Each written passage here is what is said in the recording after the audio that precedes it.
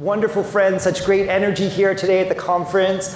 I'm joined by a really wonderful, exciting panel that represents all aspects of our work, K-12, higher education, the nonprofit sector, and we do have a guest coming all the way from London here as well. So before we get, it's going to be really interesting.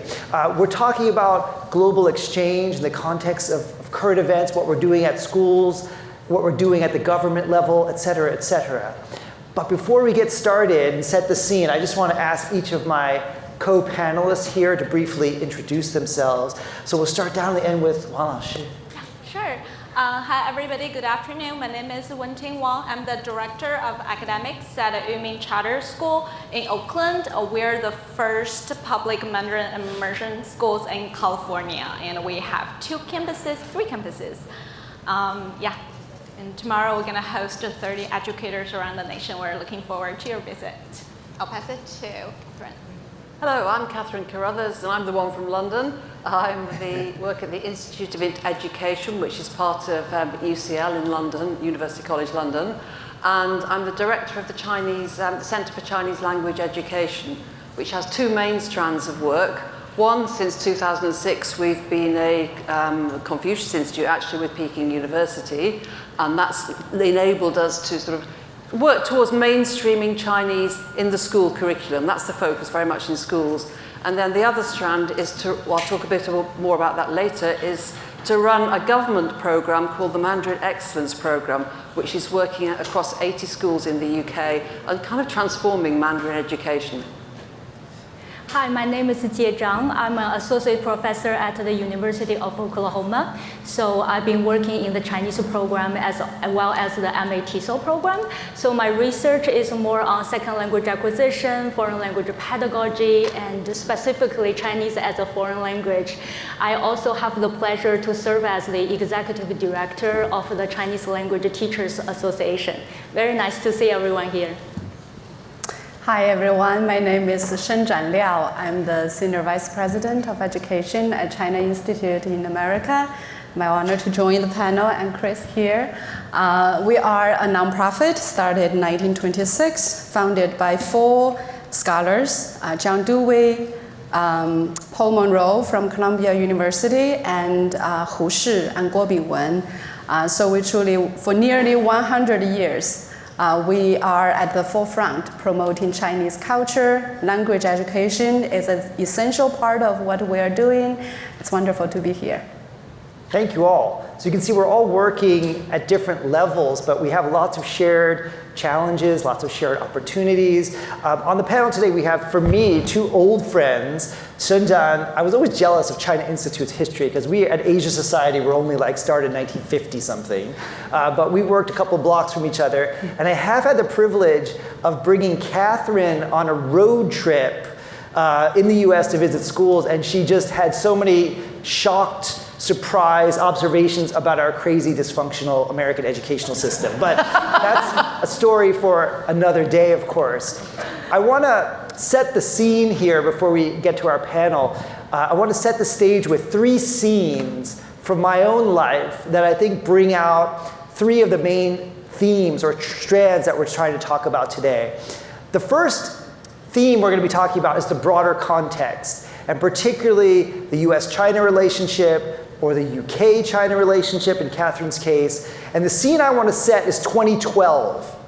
I don't know how many of you were involved with NCLC and things like that back then, but in 2012, I remember it was the golden age of US-China educational exchange. We had President Obama, Hu Jintao, we had the 100,000 Strong Initiative.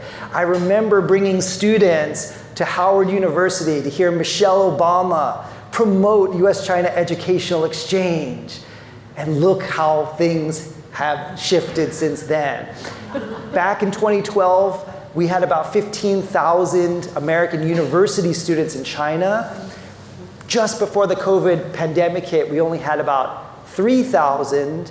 And the numbers for right now are a little bit difficult to come by, but many are putting them just in the hundreds, not even the thousands. So there's a lot of work to do, and I think our panelists are going to be people who help us do that. So broader context. Second scene I want to set for you is a little bit more personal, because the other thing we're going to talk about today is the student impact of global exchange and experiential learning opportunities.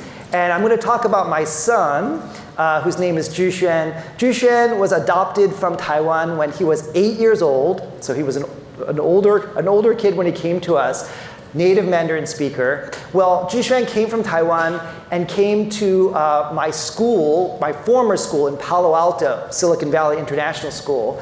And basically we adopted Zhu Xuan, took him to California. About a month later, we had a group of visitors, students coming from Hangzhou, from Zheda Fuxiao, came to visit our school. And I'm driving my car, in the back seat I have Zhu Xuan, who just came from Taiwan, and 2 girls from Hangzhou.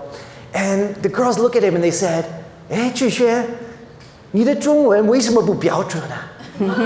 Why is your Chinese not standard?" Oh, 是不是因为你在美国待了很长时间吧? Well, he'd only been with us for like 3 weeks.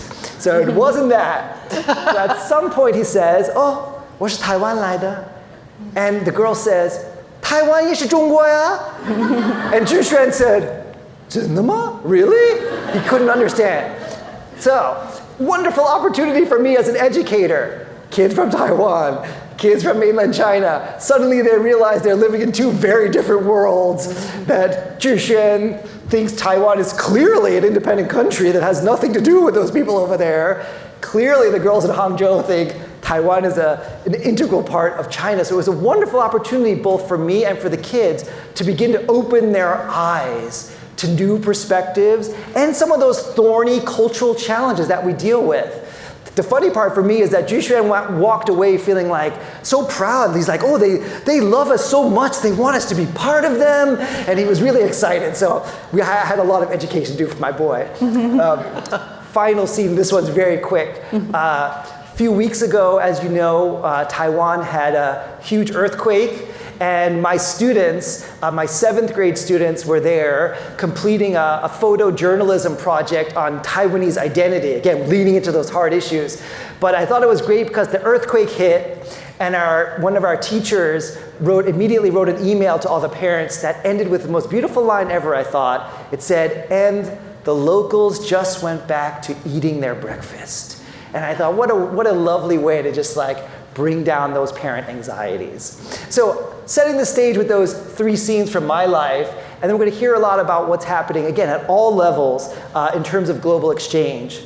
So let's start with innovative approaches, what different schools are doing. And we're going to start at the K-12 level. Wang Laoshi is going to talk about her wonderful school, Yu Ming. And if you don't know much about Yu Ming, if you're not from this area, they have really garnered huge attention for all of the work that they've done in establishing a really solid charter school presence out here. So, Wenting, tell us more about what you all are doing with regard to exchange. Yeah, thank you, Chris. Just to our audience today, we are a charter school, public charter school, and we just bring our 39 8th graders to China just this spring. They just came back from China in March. And our program, we call it Chinese Study Tour. And we call it because it's not just a trip to go to China and experience the food there and experience the culture there, but most important is a study tour for those students who has been in the Mandarin immersion system for 9 years and really used what they have been learning for the past 9 years languagely and also like culturally immersed in an authentic environment. And what's unique about our program is we are not just like a tourist tour and a trip to go to China. We also have tailored to educate our students to thinking about their identities. There's a 3 identity we want the students to reflect during this 17 days trip in China. The first is a bilingual learner, 双语学习者, and the second identity is a global citizen, 全球公民, and the third identity is the global change maker, 改造者. So during the 17 days in China, the students has a lot of opportunities by doing the community service in Yangshuo and also visiting the top boarding private schools in Shanghai. And also we visited Beijing as well. So during all these 17 days, our students immersed into those activities and reflect on those identities. As a change maker, what are some change as a global citizen that I can make to the society, to the world that we are currently living?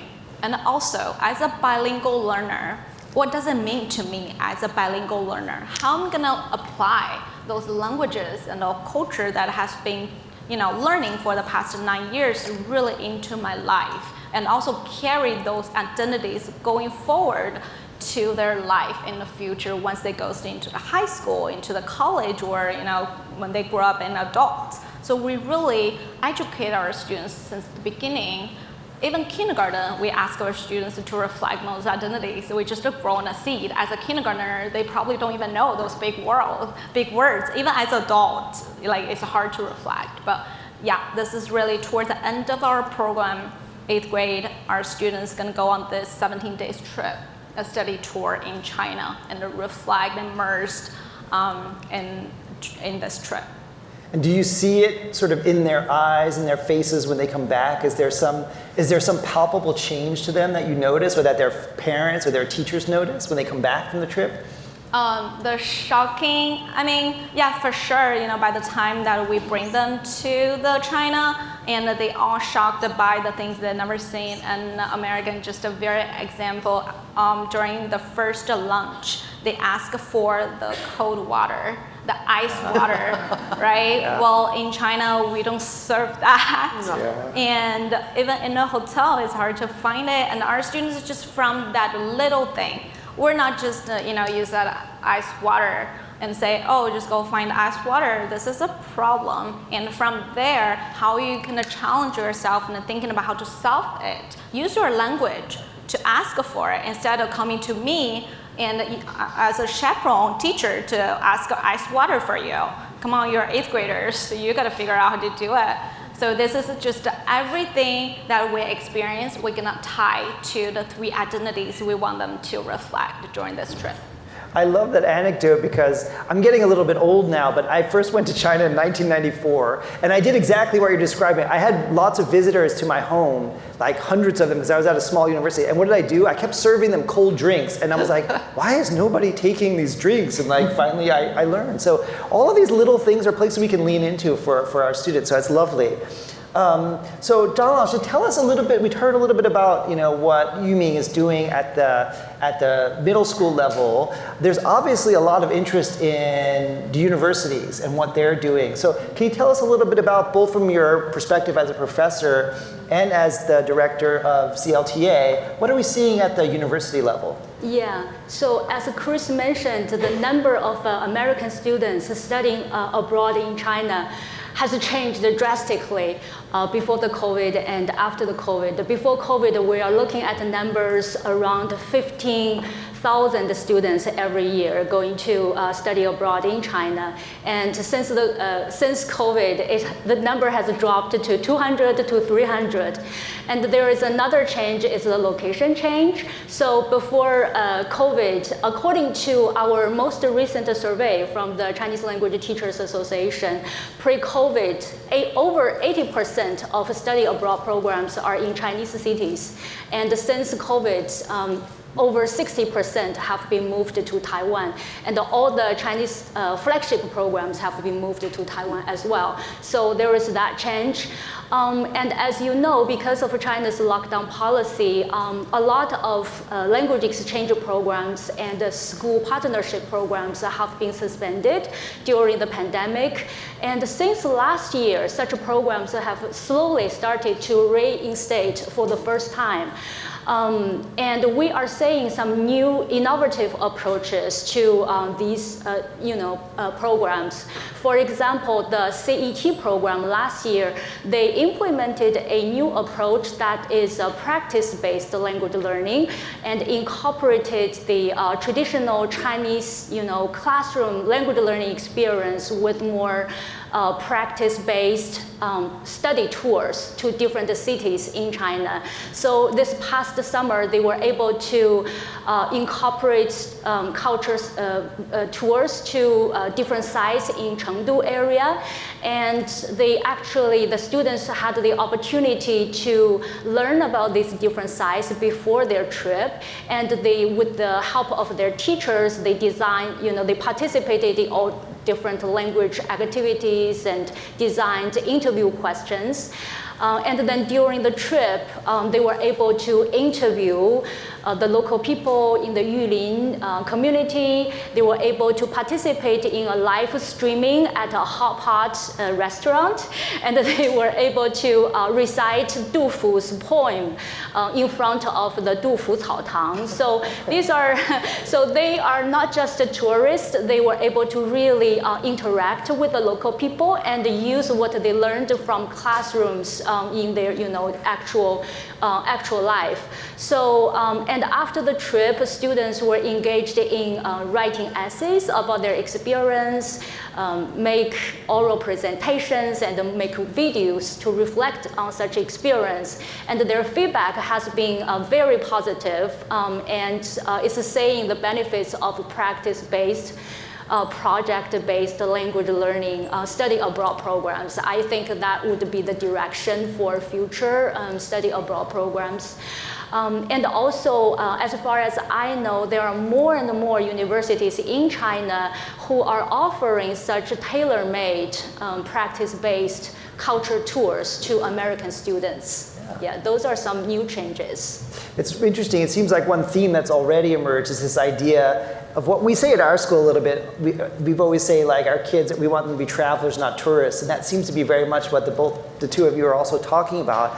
How about the reception of the kids when they go there? I think there's a perception, again, about U.S.-China relations and where we are in this tense moment. But what's the reaction of the local folks that the kids are interacting with to these young Americans coming to China? Yeah, I can see from the average people's interaction, like both sides are very friendly and welcoming. They really look forward to such opportunities to exchange ideas. Yeah, perfect. I should also mention, I didn't at the outset, that we were supposed to also be joined by Madeline Ross, who is the president of the U.S.-China Education Trust, and she had to cancel her trip at the very last minute. But Madeline was going to talk a little bit more about the broader context of U.S.-China relations and how it's impacting. So we're going to try to weave some of her themes in, but we were lucky enough to include Shenzhan here from China Institute. And as I said, China Institute is a really unique institution, and there's so many things going on. So we've heard a little bit about the K-12 sector, the university sector. What is China Institute doing right now in terms of its global exchanges? Mm-hmm. Yeah, so I want to go back to when you mentioned the bigger context, that, back in 2012, when it's the peak time for exchange, we see the thriving of people-to-people exchange, and then now it's a different world. But we are seeing, we are using the word relaunch and resuming, reconnecting and rebuilding. I'm really congratulated to both Wang Laoshi and Zhang Laoshi. You bring your students there to start this really irreplaceable experience for students. So what we are looking at, because before the pandemic, we also every year, every summer, we brought high school students to China. Mm-hmm. We brought educators and school leaders to China, primarily focusing on language education. But after the pandemic, last year in October, I actually brought a group of principals from New York City to China for the first time. And this summer, we just recruited a youth leadership program for high school students for the first 2 weeks in July. No, sorry, not the first 2 weeks, the second part of the July. To China. So the idea is, to reconnect and rebuild, we need to rebuild the trust. There's a lot of break and interruption during the pandemic, and with the tension, the bigger context between US and China. And also there are personnel changes. during the pandemic. Some of the principals, the superintendents, the teachers who used to be the key persons connecting schools for students. Now, maybe we are looking at, well, some well-established programs looking for new leaders, new teachers. So the idea is, well, we brought the principals to China, open the doors, open their minds, and then we're also following that up with student trips. So quite a few of the schools that, well, the principals was in China with me in October, and we are getting their students to China this summer. We have seen there are resources, and we all have perhaps heard or talked about the 50,000 after the Xi and Biden summit last November. And there are opportunities and resources that's available, but again, there are also challenges as well. Yeah, at least San Francisco, we're getting pandas. That looks like a positive step forward. But you can hear in the U.S. as a general rule, we're not doing very well right now with our exchanges with China. Katharine, the UK seems to be really kind of one-upping us in terms of their relationship with China. What's going on in the UK? I'm not sure.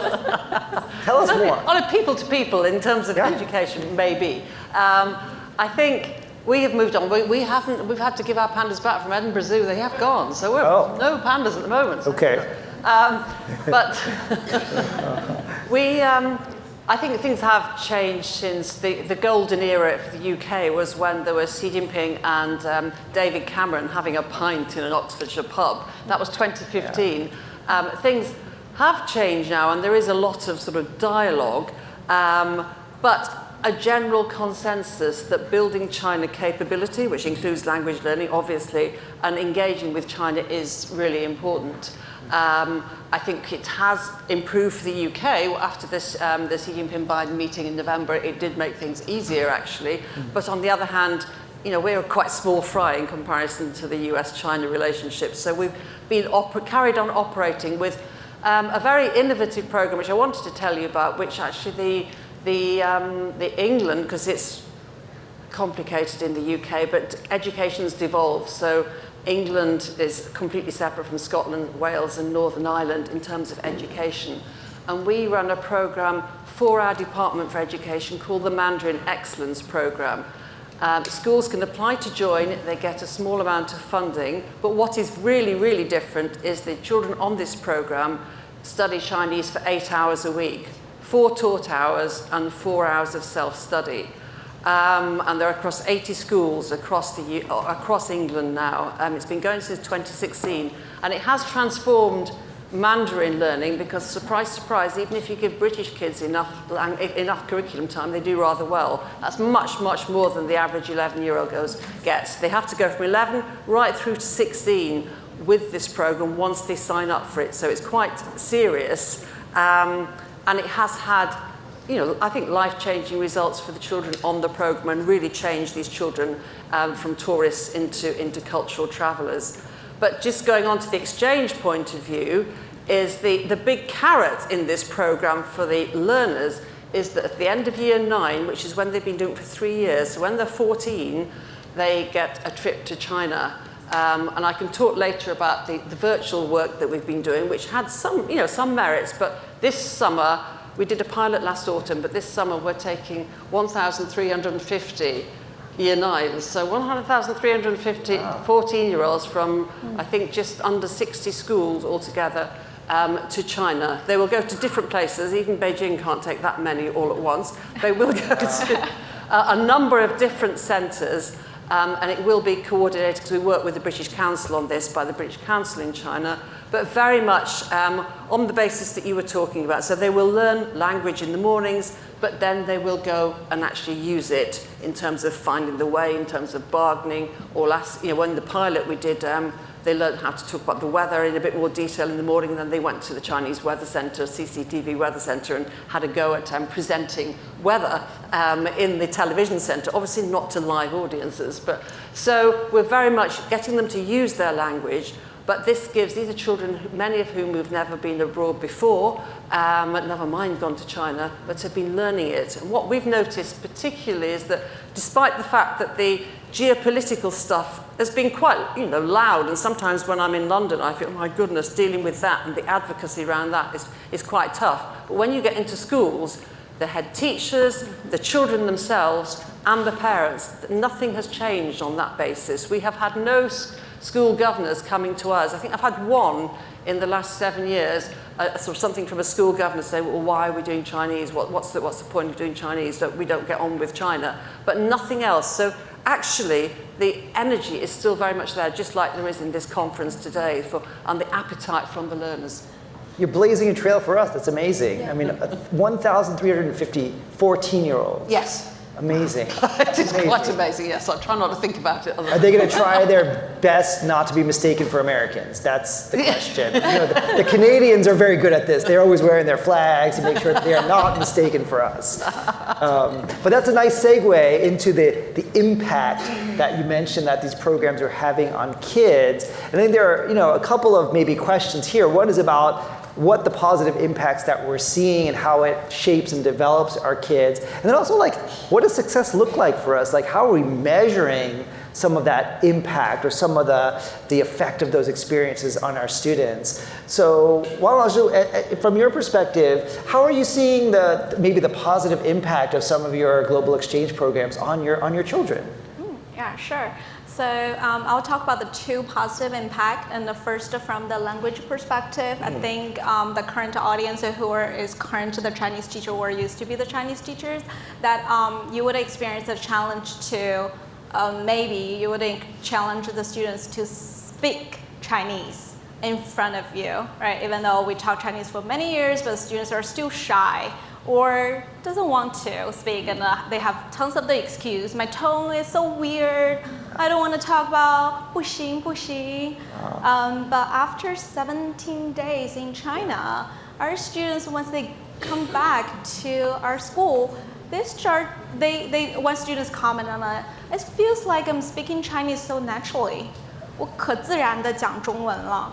And the other students, they even speak Chinese. They don't even notice that. They speak Chinese to our other subject teachers. And the other subject teachers is like, what you're talking about? They're still in that mindset of, I have to speak. This is a part of a requirement of a program. They have to speak Mandarin with each other and to the adults that in China. So this is from the language perspective. If you ever were language teachers, that you teach students Chinese, just bring them back to the authentic environment.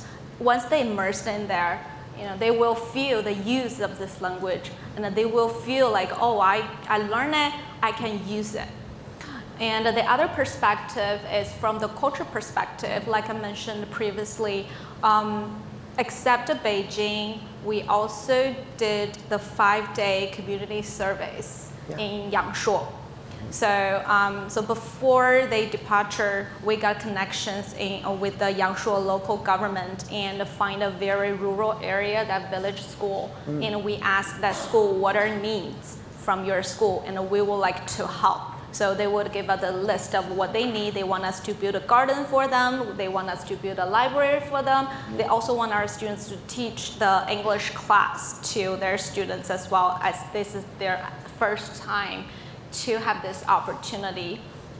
So our students start to brainstorm what are some, because we are public schools, and this trip we already asked families to pay for their trip, and we have very limited funding to buy whatever that the school needed. So everything that coming from to that school has to fundraise by the students. So our students have tremendous ideas of how to do the fundraising. They will do the big sale, they will do the tutoring camp, and they use those money to buy the books and to buy those markers and crayons that are used as a donation to that school. We even towards the end, we have enough money to buy a broadcast system to their schools. That's what they dreamed for 10 years. Wow. That they were able to. So it's just one impact. The other way is once our students in that area and saw that village school, 就是非常乡村的一个学校. The students never to that Yangshuo是一个县城 but to that village, the students never out of that village for their life. And our students just bring so much to them. And our students just bring a lot of like a different perspective, talking them in Chinese for sure, and build the gardens throughout the 5 days. I think our students get the identity of as a change maker. I'm the change maker. Yeah, right? Because I'm making the changes to them, to the students, to the schools. And also, what are some the other areas that are seeing the problems of what they see in that school that I can continue to thinking about. So they actually form a group after they came back. And they actually form a group and they continue to do this tutoring and they're gonna fund those monies and then they're gonna every year they're gonna donate those monies to the school. So there's like long-lasting impact, positive impact that on our students. I love the way you framed it because sometimes I think programs get very fixated on language and language outcomes, and on a 17 or 20-day trip, I mean, you're probably not going to get huge gains on language. But the other things you're talking about, not only culture, but I love the way you also talked about the identity piece, which is so important, and their ability to be change makers. So I would encourage anyone who's thinking about exchange program to use that similar framework in their thinking. Zhang Laoshi, how about you? How are you looking at the positive impact of some of this work with your students? Yeah, so Wang Laoshi has mentioned the most important gains of study abroad programs, that's linguistic and cultural. I also want to mention that such programs also helps tremendously with the students' learning motivation. So when they have the opportunity to study abroad in China or in Taiwan, they really help them to just get a more like intrinsic motivation to learn the language and to sustain their learning, which is very important. So I like to use one student's example. So I had a student several years ago who went to study abroad for the first time in his summer of freshman year. So he stayed at Yunnan for 2 months and had an amazing experience. So upon coming back, he just kept applying for different scholarships going to China. So then he went through the critical language program for another summer, and while he was there, he applied for a Tsinghua program that allowed him to stay in Tsinghua for a whole year. And then he applied for something in Taiwan and stayed in Taiwan for another half year. And when he returned, he just became one of the first Truman Scholars at our university. And with the Truman Scholarship, he was able to work full-time after graduation at the Department of Commerce here in the US. So it just tremendously, changed his life trajectory, and he just become a lifelong learner. And also, I want to mention that not just for motivation, study abroad also helps the students to build their confidence. So when they return from such programs, they become more confident. That easily translates into classroom performance. You can see their active participation. You can see their better academic performance. You can see everything, like they're willing to talk, and they have better pronunciation and better speaking and more fluency. So it's just overall a very positive experience. And the other thing is, which is very important for college and university language programs, is how such study abroad programs help our enrollment and the numbers in Chinese majors and minors.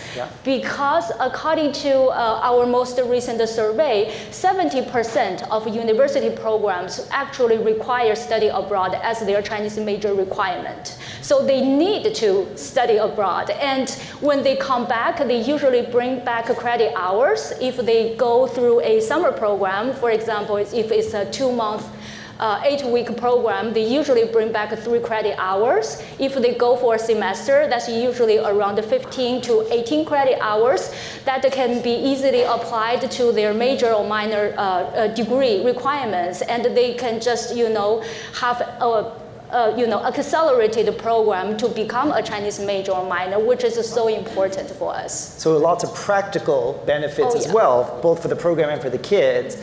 Shenzhen, I was teaching in New York many years ago. I think I first sent my students to China in like 2005, 2006 on China Institute programs. Tell us a little bit how you're looking at the impact of such a long history of global exchange at China Institute.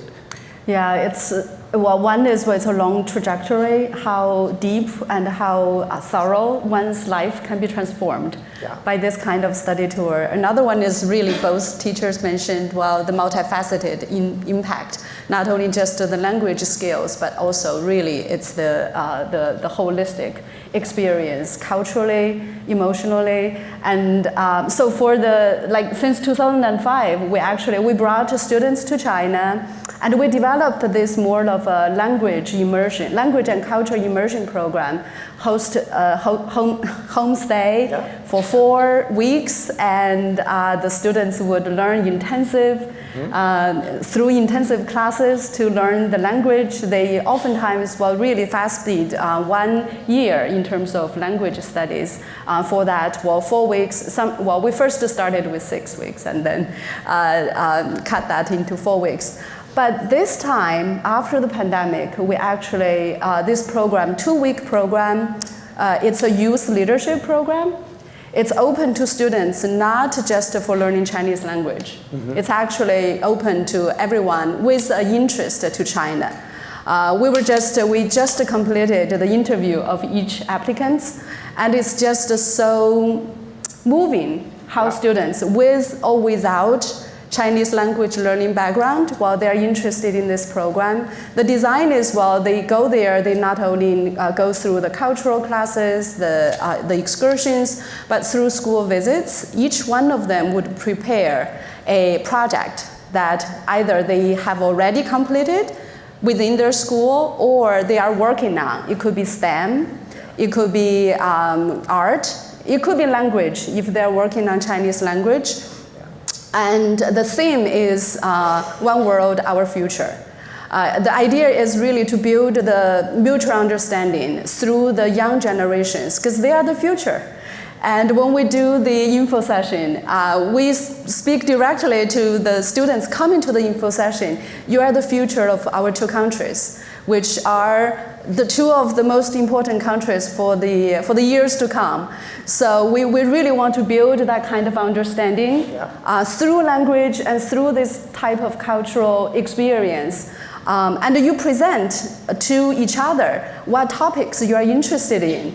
So through the application, we had students preparing like a waste recycle project for medical wastes, or a global warming. And one student, actually, he's very much into science. He didn't study Chinese. He prepared a project that would clean the trash in the outer space. Because it's so congested now, so you want to do that before it's too late. That's a very important U.S.-China collaboration, I think, given the space race. So that program, 2005 was the first year. I remember actually sending 1 or 2 students on that. That's amazing. Oh my God, we're getting so old, 20 years on.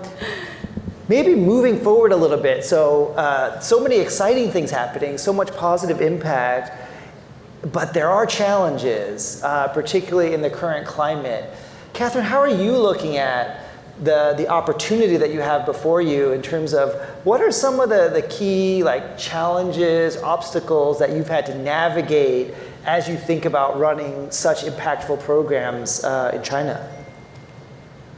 Yeah, okay, so I'll just add just one very quick thing on the previous theme, was that nobody's actually said, because the others are very similar, is the other thing about impact is advocacy. We were talking about advocacy in the previous panel. Mostly with these very big trips, you're going to take more than just your Chinese teacher with you. So you're going to take your geography teacher, your history teacher, etc. These guys, in general, in my experience, come back China enthused. And they can be really, really helpful because they loved it. They generally love it. I mean, and they don't have to worry about the language learning because they don't know much about that. They're just there to support. And they have a ball and they come back and they're really advocates for Chinese in the school. So make use of that. So I think that's something I'd like to add about the impact of these programs. Challenges, well, obviously, geopolitical challenges are there and need navigating and thinking about. And that again comes back to advocacy and the importance of doing that and making sure that you're doing that, I think, rather than thinking, oh, well, it'll be all right, because it might not be. But also that means, in the UK context, I think, making sure that the teaching is really good and that results are good, because we're very hidebound about results and it's a much more centrally based system in the UK. I think what we've navigated quite well, and I was quite pleased about, was the online contexts of exchange. And I think that is something we're all going to have to think about. The big highlight for exchange, if you ask any of our children if they were here today, it's the interaction with Chinese peers and the interaction with the face-to-face, but also when we did the virtual trips, because we did very big virtual trips to China during the pandemic. And they had some surprising results, actually, because some of the children who apparently don't really speak in class at all, really, found their confidence in the virtual space and speaking not in front of lots of people who knew me in my class, but with somebody from China in a virtual chat room. And so the results were quite unexpectedly good for the shy, I don't know whether it's the shyer, but the ones who are less willing to speak out in class. Now, so that's one thing that needs to be taken account of, but also what I think is really important for us to build these people-to-people relationships is what do we do in the online context, especially in the space. You know, we've been thinking about that today in this between visits. And what I'd like to see again, and what I don't think's picked up in the UK again yet, is there are school exchanges. Now, school exchanges always were a little bit school partnerships. All right, it's your turn to visit us this summer and we'll visit you next summer, and not a lot happens in between. But some of those haven't actually picked up at all since the pandemic. They're very happy for people like the Institute of Education to organise the trip, but they're not organising their own. But also, what can we do in the online space to build those partnerships during the school year? And we've just run quite a successful project, a partnership project, with just 15 schools across China and 15 UK schools with their partner schools, developing some online materials that we've done. One very basic topic around my life, my surroundings, but one a bit more sophisticated around the environment and rubbish, one around transportation, and building those with Chinese partner schools. So we've had trouble with the time zone, we've had trouble with tech, there's lots more I could say, there's not much context to say it now, but I don't think we should give up, because I think it's where we can really build that people-to-people relationship, and we think about it for two things: A, because it's really important, and B, because it really motivates students in China and the UK to actually be able to talk to each other. It's interesting you mentioned time zones, because I didn't know until I moved to California how challenging it is to do time zone here, because actually the East Coast is a lot easier to do China East Coast exchange than it is in California. So that's also a huge challenge here. John Laoshi, you mentioned some challenges in the political environment. What other challenges are we seeing at the university level with regard to some of this? Mm-hmm. Yeah, take my own institution as an example. So since the pandemic, we have, before pandemic, we had a partnership with the Beijing Normal University. So each year we regularly send our students there to study abroad or for either short-term stay or long-term stay. And since the pandemic, we also moved our program to Taiwan. And most of our Chinese majors and minors have been to Taiwan either through the Journey program or through like language learning program. So they are really looking for other sites. They want to visit China. But the problem is the school partnerships have been suspended for several years. So re-navigating, the relationship and, re-establishing the partnership poses a problem for our students. And students always look for reliable, credible programs. It's not just any program they just, can participate and join. And the other thing is university students always look for credit transfer. So if the partner university or the study abroad university cannot offer the credit transfer, that would become a realistic problem for our students. And lastly, for public universities, our students rely on funding pretty much. So scholarship opportunities, financial support is very important to make the trip possible for them. Yeah, I think one of the other things that's come up is, of course, that the State Department has a travel warning, level 3 for China right now. And so a lot of universities, I think, especially public universities in the US, just will not entertain an exchange program with a country that has that kind of a travel warning. So that's another interesting stumbling block. Shenzhan, how about for you? What are some of the challenges that you're seeing either in your work at China Institute or more broadly in the field in terms of these types of exchanges? Well, something very practical, the airfare. Yeah, that's true too. Well, we're just still watching very closely because as well we mentioned in funding and well, financial is a big part of bringing students to China.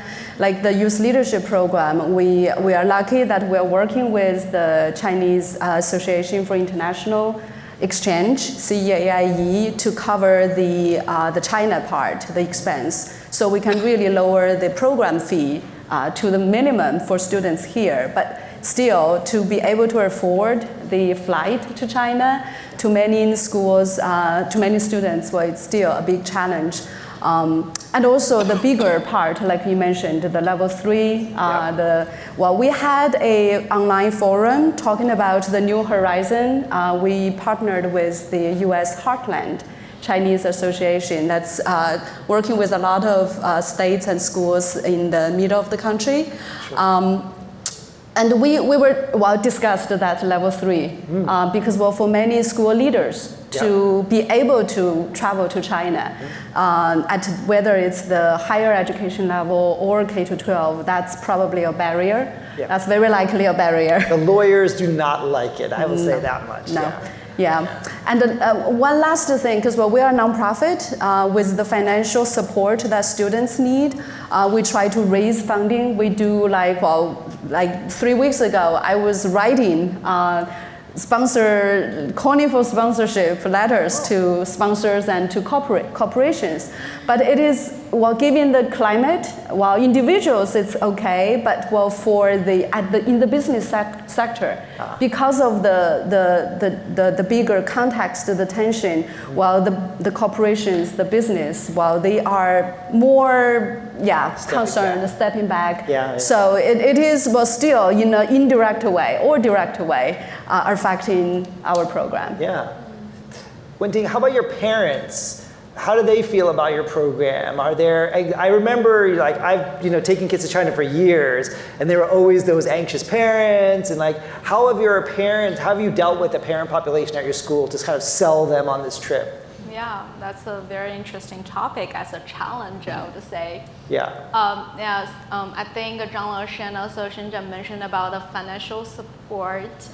This is a key to running the program successfully as a public charter school. How are we going to make sure every student will have the equitable access to this program? So one thing we did is a fundraising. That's the whole community effort, and also we need to find the donors, to just fund our program to make it sustainable. And in terms of the parents' challenge, we thinking about taking 13, 14 years old middle schoolers on a 17 days trip. I think as all you can see, your administrators, your teachers. Just thinking about taking your middle schooler even on a 1-day trip, how would it feel? Versus taking them on a 17 days trip, how would the parents? In addition to that, our school has a policy that we developed. We do not allow our students to bring the cell phones. That's right. Yeah, I heard that. Okay, so adding another layer of, as a parent, I'm gonna send my kids to China for 17 days without a cell phone. And you would only allow us to call once during the trip. How you make sure they're safe, right? And we still have some parent education that we need to continue, just doing our work to make sure the safety that they're in China, and also the communication to the parents to have the buy-in ahead of the time. So towards the end, we have no problems have the parent to sign the contract. They have to say, I'm not allowing my students to bring the cell phone. It's not like I'm gonna sneakily put the cell phone in their luggage. No, we don't do that. We don't allow them to do that because we want to, really create an environment for those teenagers because they're on the screen a lot. Yeah. Right? We really want to create opportunity to space for them to really, do the people-to-people connections. Yeah. So this is the challenge that we were facing and we're still facing. There's a lot of practical challenges like that. Actually, we just had our kids, I said, come back, a group came back from Beijing and Dali, and then a group from Taiwan. And the Taiwan students I was talking to, one of them just couldn't keep telling me about what life was like without a cell phone. And I was like, well, what about Taiwan? Like, what did you learn? It was like, and it really changed my perspective. And all he wanted to talk about was the ways life was transformed by not having a cell phone. These are really, really transformative experiences. Let's look a little bit toward the future because it's clear that we all have, especially in the United States, work to do in this topic.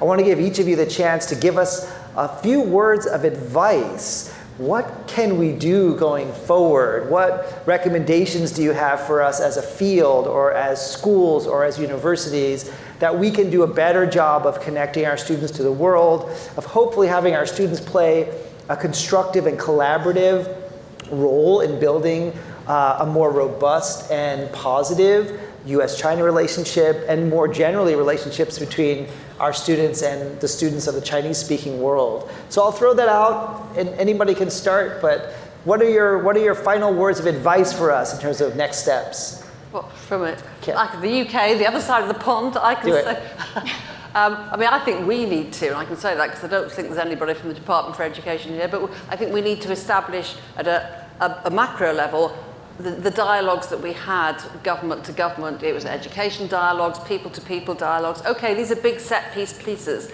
but leading up to them, there's a lot of discussion at official level, which does facilitate things. So that's the big thing.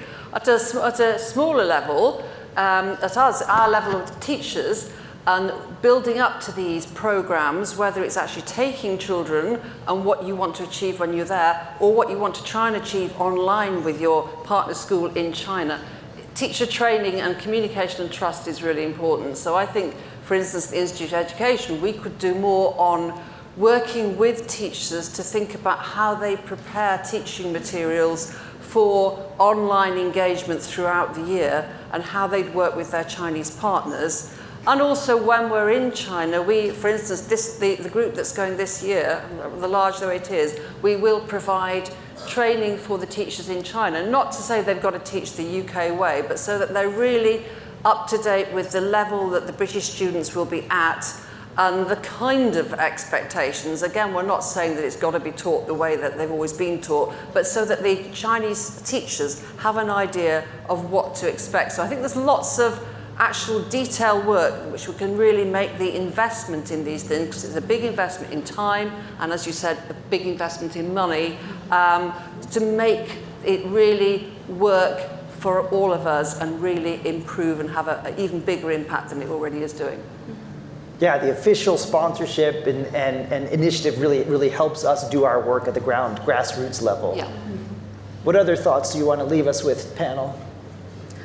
I can go. Would you go for it? Yeah. Okay, I would suggest at the K-12 level, thinking about this global exchange, the program that you want your students to experience, thinking of the big picture, right? What is the ultimate goal for students to go on this trip? What you want them to achieve, and to start from there and backward, planning your trip. This is one thing logistically, and also programming wide. And another thing is logistically. Don't be afraid of start to plan the program, not just thinking, oh my gosh, it's so much work. Don't just start it, and there's so much connections and the help on the way that eventually will help you to achieve your goal. And just to add to that, Yu Ming Charter School, we're doing our model share, and we're really happy to support all the K-12 level schools. If you want to start your exchange program or wants to learn from us, we're happy to help, for sure. Thank you. Yeah. Yeah, well, I think the overall goal would be to bring the number 200 to 300 to back to 50,000 students study abroad. That would be the overall goal. I think in order to achieve that, there are a few things I'm quite interested in. First is to compile, resources that are credible, credible programs that we feel safe to recommend our students to participate in. The other thing is pedagogically, I would like to see more innovative approaches approaching this experience. In connection with the talks this morning with the AI use, I definitely can see a lot of the Kong-Nigo tools used, during the study abroad experience that students can use them as tools to navigate their experience there. So the use of a technology, language learning experience, and the culture tour should go hand in hand. I really want to see more innovative approaches that involve all of them. Yeah, and even for our US and Chinese students to look at something like AI and Silicon Valley and the Chinese tech industry and how these two things are very different, how we're competing, how we're collaborating, etc. Shenzhan, you have the last word. What words of advice do you have for our educators out there in the field? These are all incredible programs. I think, if you have students already on the trip to China or have a great China story, how to maximize that story to affect your community. Because I love, Chris, you're telling your story, your son and, your students joining China Institute story. These individual stories are powerful. So if you can find ways to encourage them to share their stories with your class, with your school communities, maybe that will drive some of the fundraising efforts. That will be so powerful directly coming from your students. Another thing is really working with all different levels. So we cannot be successful alone. We are here as a community working together, but also think about your school, the school leaders, how to support their understanding of China, so that they will have that kind of perspective and understanding to support a study tour program to China for your students. And also lastly, I think, everyone here, we are also a bridge of the culture. I was just in a panel talking about language and culture. As Chinese language teachers or as someone who's been to China to study Chinese language, we have our personal experience on this bridge. And we should also share that. We should really impact through our passion and bring this to our students. I think this is such a powerful message to end on, because I think whether educators, teachers, or for our students, I really have this dream that my students will become, like Dr. Kong, who was here and started us off this morning, the ambassadors of the future, the people, the diplomats, not just in government, but at every level of society, in bridging these cultural, these political gaps that we have, and in helping us meet some of the challenges we have with people-to-people exchange. You mentioned my son, so I started with my son, I'll end on my son. So he had that experience with the kids from Hangzhou. Next year, he went to Hangzhou with his school. Then he went to Chengdu, and he became an英雄for eating the hottest lajiao in Sichuan. So these experiences are transformational in so many ways, both cognitively and sometimes in terms of your gut. But anyway, that's a whole other story. I want to thank the panelists here for giving us such a rich picture of what's happening at every level. I want to thank all of you for the work that you're doing in your schools and institutions. And I'm excited tomorrow because I think 30 or 40 of you are going to come over to my school in San Francisco, and we'll get to actually tell you maybe a little bit more about our travel programs, which I didn't get too much time to talk about today. So we'll leave it there, folks. Thanks everybody for joining virtually and in person, and thanks to our wonderful panelists. Let's give them a round of applause.